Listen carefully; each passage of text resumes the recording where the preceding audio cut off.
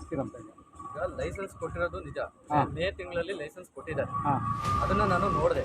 ಈಗ ಪರಿಶೀಲನೆ ಮಾಡಿದೆ. ಬೆಳಗ್ಗೆನೆ ಬಂದು ಈ ಸ್ಥಳ ಪರಿಶೀಲನೆ ಮಾಡಿದಾಗ ಏನೇನಿದೆ, ಸ್ಥಳದಲ್ಲಿ ಏನಿದೆ, ಮತ್ತು ನನ್ನ ಲೈಸೆನ್ಸ್ ಕೊಟ್ಟಿರೋದ್ರಲ್ಲಿ ಏನಿದೆ ಎಲ್ಲ ನೋಡಿದಾಗ ಪ್ಲ್ಯಾನ್ ಎಲ್ಲ ವೈಲೇಷನ್ ಮಾಡಿದ್ದಾರೆ. ಸೆಲ್ಲಾರ್ ಇವರು ಮಾಡಿದ್ದಾರೆ. ನಮ್ಮ ಪ್ಲ್ಯಾನಲ್ಲಿ ಕೊಟ್ಟಿರೋದ್ರಲ್ಲಿ ಸೆಲ್ಲಾರ್ ಇಲ್ಲ. ಹೀಗಾಗಿ ಮೊದಲನೇದಾಗಿ ಇವರು ಇದು ಪ್ಲ್ಯಾನ್ ವೈಲೇಷನ್ ಮಾಡಿದ್ದಾರೆ. ಈ ಬಗ್ಗೆ ಅವ್ರಿಗೂ ಮತ್ತು ಪ್ಲ್ಯಾನ್ ವೈಲೇಷನ್ ಮಾಡಿರೋದ್ರಿಂದ ಕೋಟೆ ಕುಸ್ತಿದೆ ಅನ್ನೋದು ಒಂದು ಮೇಲ್ನೋಟಕ್ಕೆ ಕಂಡು ಬರ್ತಾ ಇದೆ. ಹಾಗಾಗಿ ಇವರಿಗೆ ನಾವು ನೋಟಿಸ್ ಕೊಡಬೇಕು. ಶನಿವಾರ ಪಟ್ಟಣದ ಅಂಚೆ ಕಚೇರಿಯ ಮಾರ್ಗದ ಮಸೀದಿ ಪಕ್ಕದಲ್ಲಿರುವ ಕೋಟೆಗೋಡೆ ಕುಸಿದಿತ್ತು. ಖಾಸಗಿಯವರು ಆಸ್ಪತ್ರೆ ನಿರ್ಮಾಣ ಪ್ರಯುಕ್ತ ಮಾಡಿದ ಕಾಮಗಾರಿ ಹಿನ್ನೆಲೆಯಲ್ಲಿ ಒಂದು ಮಳೆ ಬಂದ ಹಿನ್ನೆಲೆಯಲ್ಲಿ ಕೋಟೆ ಕುಸಿದಿದ್ದು, ಈ ಒಂದು ಹಿನ್ನೆಲೆಯಲ್ಲಿ ದಲಿತ ಮುಖಂಡ ಕೃಷ್ಣಮೂರ್ತಿ ಮತ್ತು ವಾಲ್ಮೀಕಿ ಜಾಗೃತಿ ವೇದಿಕೆಯ ಬೇಕರಿ ನಾಗರವರು ಧರಣಿ ಸತ್ಯಾಗ್ರಹವನ್ನು ನಡೆಸಿದ್ದರು. ಈ ಹಿನ್ನೆಲೆಯಲ್ಲಿ ಸೋಮವಾರ ತಹಶೀಲ್ದಾರ್ ವರದರಾಜು ಮತ್ತು ಪಾವಗಡ ಪುರಸಭೆಯ ಮುಖ್ಯಾಧಿಕಾರಿ ಜಾಫರ್ ಅವರು ಭೇಟಿ ನೀಡಿ ಈ ಒಂದು ಕಟ್ಟಡದ ಮಾಲೀಕರು ಲೈಸೆನ್ಸನ್ನು ಪಡೆದುಕೊಂಡಿದ್ದು ಒಂದು, ಅವರು ನಿರ್ಮಾಣ ಮಾಡಿದ್ದು ಒಂದು ಎಂದು ಜಾಫರ್ ಸೈಬ್ ಅವರು ಹೇಳಿಕೆಯನ್ನು ನೀಡಿದ್ದಾರೆ. ಇನ್ನು ಕೋಟೆ ಕೊತ್ತಲುಗಳ ಮುಂದುವರೆದ ಭಾಗದಲ್ಲಿ ಇತಿಹಾಸಕಾರರ ಚೆಲುವರಾಜನವರು ಹೇಳಿಕೆಯನ್ನು ನೀವೇ ಕೇಳಿ. ತುಮಕೂರು ಜಿಲ್ಲೆಯಲ್ಲಿ 4 ಕಡೆಯಲ್ಲಿ ಆರ್ಕಿಯಾಲಜಿಕಲ್ ಡಿಪಾರ್ಟ್ಮೆಂಟ್ ಅವರು ಹೊಂದಿದ್ದಾರೆ ಕೋಟೆ ಕೊತ್ತಲುಗಳನ್ನ. ಇನ್ನೆಲ್ಲೂ ಹೊಂದಿಲ್ಲ. ಅಂದ್ರೆ ಸ್ವತಂತ್ರ ಬರೋದಕ್ಕೆ ಮೊದಲಿದ್ದಂತ ಅಧಿಕಾರವನ್ನ ಅವರು ವಿಕಾಸ ಮಾಡಿಕೊಂಡೇ ಇಲ್ಲ. ಅವರು ದೊಡ್ಡದಾಗಿ ಮಾಡಿಕೊಂಡೇ ಇಲ್ಲ. ಹೆಚ್ಚು ಸ್ಥಳಗಳನ್ನು ಆಕ್ರಮಣ ಮಾಡೇ ಇಲ್ಲ ಅಂತಕ್ಕಂಥದ್ದನ್ನ ನಾನು ಅಬ್ಜೆಕ್ಟ್ ಮಾಡ್ತೀನಿ. ಅವರು ಬಂದು ಪ್ರಯತ್ನ ಮಾಡಬೇಕು ಅಂತ. ನಿಡಗಲ್ ಬೆಟ್ಟದಲ್ಲಿ ಆ ಪ್ರದೇಶ ಆರ್ಕಿಯಾಲಜಿಕಲ್ ಡಿಪಾರ್ಟ್ಮೆಂಟ್ಗೆ ಸೇರದೇ ಹೋಗಿದ್ದರೂ ಕೂಡ 3 ದೇವಾಲಯಗಳನ್ನ ಉದ್ಧಾರ ಮಾಡಿದ್ದಾರೆ ಆರ್ಕಿಯಾಲಜಿಕಲ್ ಡಿಪಾರ್ಟ್ಮೆಂಟ್ ಆಫ್ ಇಂಡಿಯಾ. ಅದನ್ನ ಮಾಡಬಹುದಂತೆ, ಇದನ್ನ ಯಾಕೆ ಮಾಡೋದಿಕ್ಕೆ ಆಗೋದಿಲ್ಲ ಅಂತಕ್ಕಂಥದ್ದು ಇಲ್ಲಿ ಬಂದಿರತಕ್ಕಂಥ ಪ್ರಶ್ನೆ. ಇನ್ನು ಈಗೇನಾಗ್ತಾ ಇದೆ ಅಂದ್ರೆ, ಈ ಮಳೆ ಗಾಳಿ ಬಿಸಿಲಿಗೆ ನಿರಂತರವಾಗಿ 600 ವರ್ಷಗಳಿಂದ 400 ವರ್ಷಗಳಿಂದ ಇರುವಂತ ಕೋಟೆಗಳು ದುರ್ಬಲವಾಗಿದೆ. ಅಲ್ಲದೆ ಅದರ ಸುತ್ತಮುತ್ತಲು ಮನೆಗಳು ಮಠಗಳನ್ನೆಲ್ಲ ಕಟ್ಟಿದ್ದಾರೆ. ಅವರು ಕೂಡ ಕೋಟೆಗಳನ್ನ ದುರ್ಬಲ ಮಾಡಿದ್ದಾರೆ. ಕೆಲವು ಕಡೆ ಕೋಟೆಗಳನ್ನ ಕೆಡವಿ ಹಾಕಿದ್ದಾರೆ. ಕೆಲವು ಕಡೆ ಅದರ ಮೇಲೇನೆ ಮನೆಗಳನ್ನೆಲ್ಲ ಕಟ್ಟಿದ್ದಾರೆ.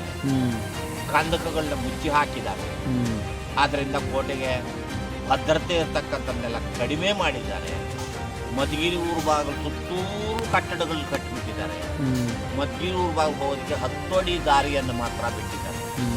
ಪೆನಗೊಂಡೆ ಊರು ಭಾಗದ ಗೋಡೆ ಬಿದ್ದು ಹೋಗಿತ್ತು ಒಂದು ಕಡೆ. ಅದನ್ನ ನಾವು ಸೇರಿ ಸ್ವಲ್ಪ ಎತ್ತರ ಕಟ್ಟಿದ್ದೀವಿ, ಅದನ್ನ ಪೂರ್ತಿ ಕಟ್ಟಿಲ್ಲ. ಹೀಗಾಗಿ ಎಲ್ಲಾ ಸ್ಮಾರಕಗಳು ದುರ್ಬಲವಾಗಿದೆ. ಕೋಟೆಗೋಡೆ ಕುಸಿದ ಕಾರಣಕ್ಕೆ ಕಾರಣೀಭೂತರಾದ ಈ ಒಂದು ಕಟ್ಟಡದ ಮಾಲೀಕರಿಗೆ ಒಂದು ಕೋಟೆಯನ್ನು ದುರಸ್ತಿಗೊಳಿಸಬೇಕೆಂದು ತಹಶೀಲ್ದಾರ್ ಡಿ ವರದರಾಜ್ ಅವರು ತಾಕೀತು ಮಾಡಿ ಮಾತನಾಡಿದ್ದಾರೆ. ಬಿದ್ದು ಹೋಗಿರೋ ಸಂಬಂಧಪಟ್ಟ ಹಾಗೆ ಮತ್ತು ಇಲ್ಲಿ ಏನು ಬಿಲ್ಡಿಂಗ್ ಕಟ್ತಾ ಇದ್ದಾರೆ ಈ ಸಂಬಂಧಪಟ್ಟ ಹಾಗೆ ಇದನ್ನು ಧರಣಿಯನ್ನು ಕೂತ್ಕೊಂಡಿರ್ತಾರೆ ಯಾರು ನಾಗರಾಜು ಅವರು ಮತ್ತು ಕೃಷ್ಣಮೂರ್ತಿ ಅವರೆಲ್ಲ. ಅದಕ್ಕೆ ನಾವು ಇದನ್ನು ಬಂದು ಸ್ಥಳದಲ್ಲಿ ಬಂದು ಪರಿಶೀಲನೆ ಮಾಡಿರ್ತೀವಿ. ಜೊತೆಯಲ್ಲಿ ಅವ್ರ ಹತ್ರ ಮೆಮೊರಾಂಡಮ್ ಸಹ ಪಡೆದಿರ್ತೇವೆ. ನಾವೀಗಾಗಲೇ ಸಂಬಂಧಪಟ್ಟ ಚೀಫ್ ಆಫೀಸರ್ಗೆ ಸೂಚನೆ ಕೊಟ್ಟಿದ್ದೀನಿ. ಅದು ಏನೀಗ ಬಿದ್ದೋಗಿದೆ ಇದು ಏನಪ್ಪ ಕೋಟೆಗೋಡೆ ಅದನ್ನು ರಿಪೇರಿ ಮಾಡಿಕೊಡೋದಕ್ಕೆ ಮತ್ತೀಗ ಅದು ಏನು ಪರ್ಮಿಷನ್ ಕೊಟ್ಟಿರೋದು ರಾಂಗ್ ಅಂತ ಹೇಳ್ತಿದ್ದಾರೆ. ರಾಂಗ್ ಅಂತ ಅವ್ರಿಗೆ ತಿಳಿಸಿದ್ರೆ ಇಮ್ಮಿಡಿಯೇಟಾಗಿ ಅವ್ರು ಕಾನೂನು ಪ್ರಕಾರ ಕ್ರಮ ಕೈಗೊಂಡು ಅದನ್ನು ಕ್ರಮ ಕೈಗೊಳ್ಳೋದಕ್ಕೆ ಸೂಚನೆ ಕೊಟ್ಟಿದ್ದೀನಿ. ಈಗ ಅದ್ರ ಪ್ರಕಾರ ಚೀಫ್ ಆಫೀಸರ್ ಕ್ರಮ ಕೈಗೊಳ್ತಾರೆ. ಸರ್, ಈಗ ಲೈಸೆನ್ಸ್ ಕೊಡುವಂಥ ಸಂದರ್ಭದಲ್ಲಿ ಪುರಸಭೆಯರಾಗಲಿ ಸ್ಥಳ ತನಿಖೆ ಮಾಡಿ ಕೊಡಬೇಕು ತಾನೆ.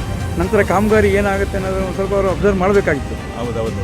ಯಾಕೆಂದರೆ ಈಗ ಫಸ್ಟ್ಗೆ ಈಗ ಅವರು ಸ್ಟಾರ್ಟಿಂಗಲ್ಲಿ ಅದಕ್ಕೆ ಈಗ ಚೀಫ್ ಆಫೀಸರ್ಗೆ ಹೇಳಿದ್ದೀನಿ, ಇನ್ನು ಮುಂದೆ ಯಾವುದೇ ನೀವು ಕೋಟೆ ಪಕ್ಕದಲ್ಲಿ ಪಾಗೋಟದಲ್ಲಿ ಪರ್ಮಿಷನ್ ಕೊಡಬೇಕಾದ್ರೆ ಆಫೀಸರ್ ಕೊಡಬೇಡಿ. ನೀವೇ ಹೋಗ್ಬಿಟ್ಟು ಸ್ಪಾಟ್ ನೋಡಿ ಕರೆಕ್ಟಾಗಿ ಕಾನೂನು ಪ್ರಕಾರ ಇದೆಯಾ ಅಂತ ನೋಡಿ ನೀವು ಅದನ್ನು ಪರ್ಮಿಷನ್ ಕೊಡಿ. ಅದು ಏನು ನಾರ್ಮ್ಸ್ ಇದೆ, ಎಷ್ಟು ಅಡಿ ಬಿಟ್ಟು ಕೊಡಬೇಕು, ಎಷ್ಟು ಅಡಿ ಮಾಡಬೇಕು ಅಂತ ಅವ್ರಿಗೆಲ್ಲ ನಾರ್ಮ್ಸ್ ಇದೆ ಕೋಟೆ ಅಕ್ಕಪಕ್ಕ. ಆ ಥರ ಕೊಡಿ ಅಂತ ಹೇಳಿದ್ದೀವಿ. ಎಕ್ಸಾಂಪಲ್ ನಮಗೆ ಈಗ ಊರು ಬಾಲ ಹತ್ರ ಒಂದು ನೋಡ್ಸಿದ್ರು. ಅದು ಒಂದು ಏನಾಗಿದೆ ಅಂದರೆ ಅಲ್ಲೂ ಪಕ್ಕದಲ್ಲಿ ಕಟ್ಬಿಟ್ಟಿದ್ದಾರೆ. ಪೂರ್ತಿ ಇದು ಕೋಟೆನೇ ಕಾಣಲ್ಲ ಅಂತ ಹೇಳ್ತಾ ಇದ್ದಾರೆ. ಅದನ್ನು ನೋಡ್ಕೊ ಬಂದೆ. ಈಗ ಆ್ಯಕ್ಚುಲಿ ಕೋಟೆ ಕಾಣಲ್ಲ, ಪ್ಲಸ್ ಈ ಕಡೆ ಟರ್ನಿಂಗಲ್ಲಿದೆ.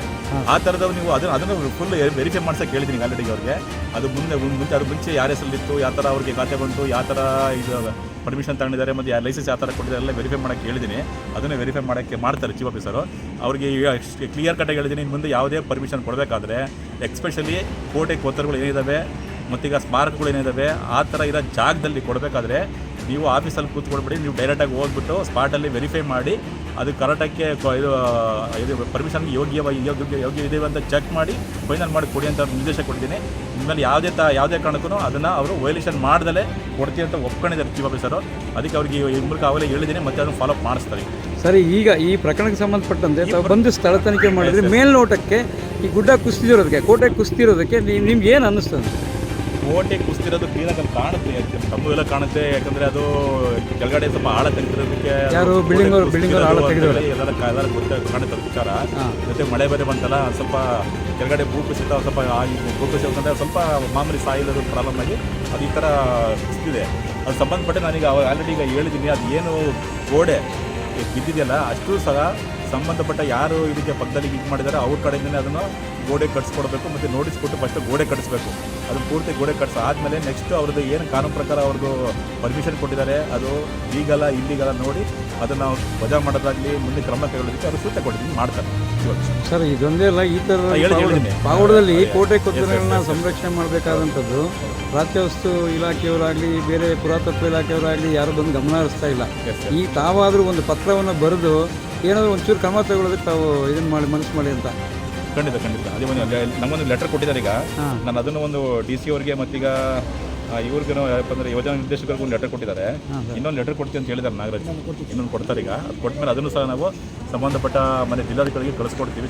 ಜಿಲ್ಲೆಗಳಿಗೆ ಕಳಿಸ್ಬಿಟ್ಟು ಅಲ್ಲಿಂದ ಅವರು ನೆಕ್ಸ್ಟು ಪುರಾತತ್ವ ಇಲಾಖೆಗೆ ಕಳಿಸಿ ಆನಂತರ ಅವರು ಎಲ್ಲೆಲ್ಲಿ ನಮ್ಮ ಸ್ಮಾರಕಗಳು ಮತ್ತು ಕೋಟೆ ಕೊಂದಿದ್ದಾವೆ ಅವನ್ನೆಲ್ಲವನ್ನು ಅವರು ಪುರಾತತ್ವ ಇಲಾಖೆ ಸೇರಿಸ್ಕೊಂಡ್ರೆ ಮೇಯ್ನ್ ಸಮಸ್ಯೆ ಬಗೆಹರಿದ ಜೊತೆಗೆ ಅವ್ರದ್ದು ಬಂದು ಇಲ್ಲೊಂದು ಆಫೀಸ್ ಮಾಡಿದ್ರೆ ಇನ್ನೂ ಒಳ್ಳೆಯದು.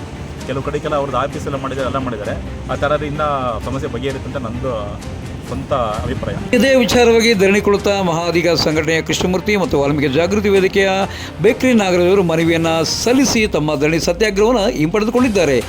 ಅನಿಲ್ ಮಹಾದೇವ್ ಜೊತೆ ಸತ್ಯ ಲೋಕೇಶ್, ಪಾವಗಡ ಪವರ್ ನ್ಯೂಸ್. ಈಗಲಾದರೂ ಪ್ರಾಚ್ಯವಸ್ತು ಮತ್ತು ಪುರಾತತ್ವ ಇಲಾಖೆಯವರು ಪಾವಗಡದ ಕೋಟೆ ಕೊತ್ತರೆಗಳ ಸಂರಕ್ಷಣೆಗೆ ಮುಂದಾಗುವಿರೆ ಎಂದು